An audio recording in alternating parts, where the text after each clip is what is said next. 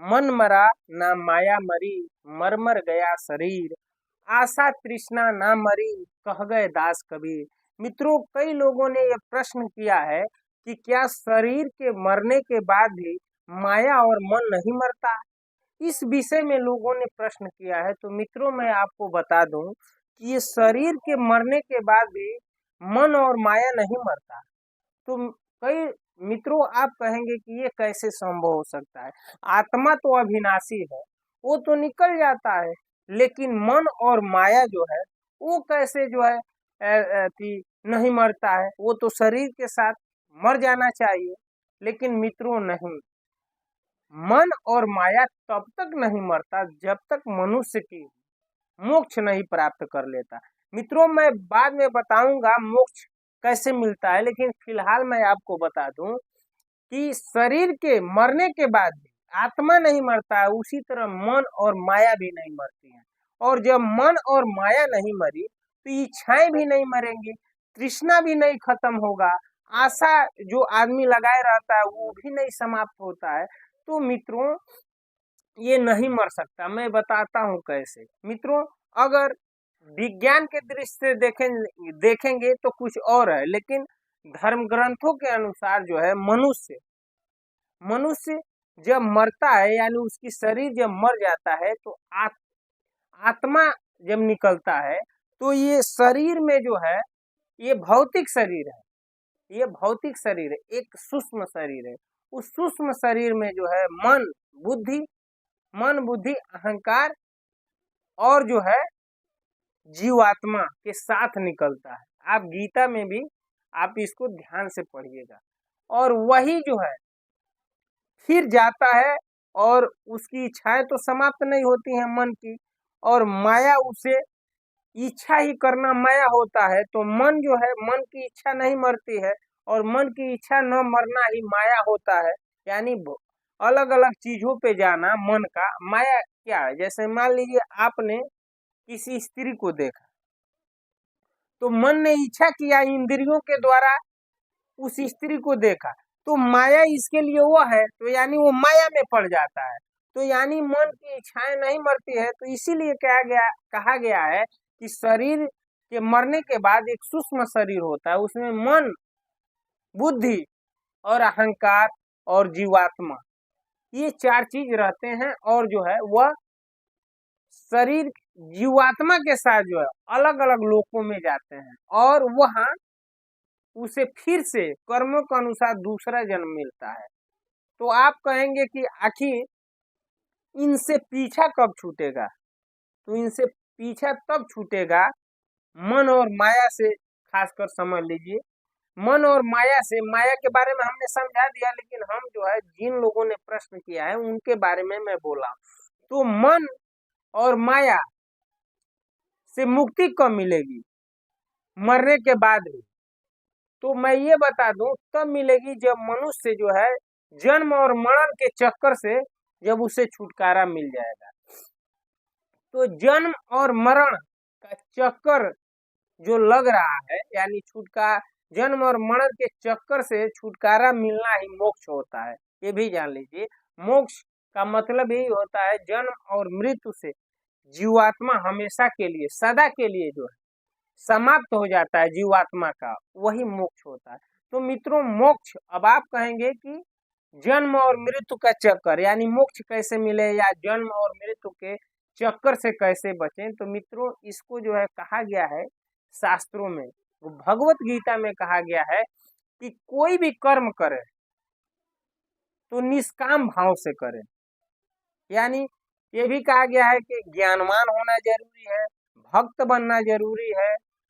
कर्म ज्ञान योग, कर्म योग, ध्यान योग, अलग अलग योग के बारे में बताया गया है। और मान लीजिए, अब कर्म योग से भी आप ईश्वर को पा सकते हैं। तो कोई ये कहेगा चोर भी चोरी करता है तो क्या है, कर्म कर्म है, तो उसको कर्म योगी नहीं कहा जाएगा। योग का मतलब होता है जुड़ना। तो जो कर्म भगवान से जुड़ जाए, भगवान तक लेकर जाए, उसको कर्म योग कहा जाता है। ज्ञान योग, वो ज्ञान जो ईश्वर से मिला दे, उसे जो है ज्ञान योग कहा जाता है। तो मित्रों कर्म ऐसा नहीं है, कर्म ऐसा करिए कि ईश्वर के पास पहुंचा दे, ज्ञान ऐसा रखिए जो ईश्वर से मिला दे। तो उसको जो है ये दो मार्ग बताया गया है, कर्म योग और ज्ञान योग, दो ये मार्ग है जो ईश्वर तक मिला देता है। मित्रों आप जो है इन दोनों मार्गों के, अब कर्म योग में कैसे ईश्वर से मिलेंगे, यानी जो कुछ खाते हैं, जो कुछ करते हैं, आप यही समझिए कि वास्तव में मैं कर्म नहीं कर रहा हूं, मैं ये कर्म नहीं कर रहा, मुझसे कर्म स्वयं ईश्वर करा रहे हैं, मैं करता नहीं हूं। तो जब कोई भी कर्म करता है आदमी, तो या तो पाप होता है या पुण्य होता है। तो मित्रों पाप भी बांधता है और पुण्य भी बांधता है मनुष्य को। इसका मैं वीडियो आप डिटेल में मैं बनाया हूं, देख लीजिएगा। और नहीं है तो गीता को विस्तार से पढ़िए, आपको समझ में आ जाएगा मोक्ष का कारण। यानी आप कोई भी कर्म करते हैं तो या तो पाप होता है या पुण्य होता है, और पाप पुण्य दोनों को बांधता है मनुष्य। भगवान गीता में यही कहते हैं कि अर्जुन जो मेरे परम धाम को आना चाहता है, जो मोक्ष को प्राप्त करना चाहता है, ये जो है तीनों गुणों से परे होना पड़ेगा। यानी सत्वगुण, रजोगुण, तमोगुण, ये तीनों गुणों से जो जो भी आप कर्म करेंगे तो यही होगा, या तो पाप होगा या पुण्य होगा। हर मनुष्य में ये तीनों गुण विद्यमान है, कोई भी कर्म करेंगे तो ये तीनों गुण जरूर रहेगा। तो आप कहेंगे कि आखिर इससे कैसे बचे, तो भगवान ने बताया कि कर्ता अपने आप को छोड़ दीजिए। जब कर्ता मुझे मान लेंगे तो आप बंधन में नहीं पड़ेंगे। यदि कोई भी काम करेंगे तो पुण्य करेंगे तो भाई उसमें जो है पुण्य का बंधन, तो स्वर्ग में जाइए। अगर कोई काम करते हैं तो पाप होगा तो नरक आदि योनियों में जाइए। यानी दोनों तरफ से बंधन। तो इसीलिए भगवान कहते हैं कि आपको जो है अगर मोक्ष पाना चाहते हैं या जन्म मरण के चक्कर से बचना चाहते हैं, तो आप जो अपने आप को कर्ता मत मानिए।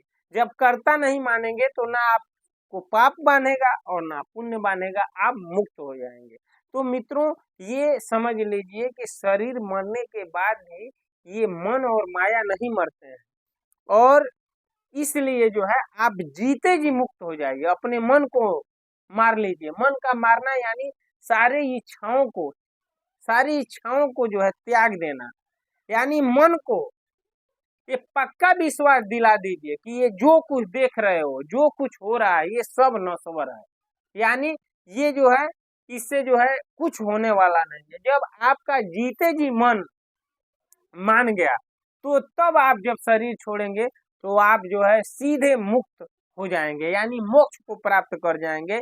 इसके लिए जो है कोई भी कर्म करिए तो निष्काम भाव से करिए। और ज्ञान ज्ञान वो ज्ञान जो ईश्वर से मिला दे।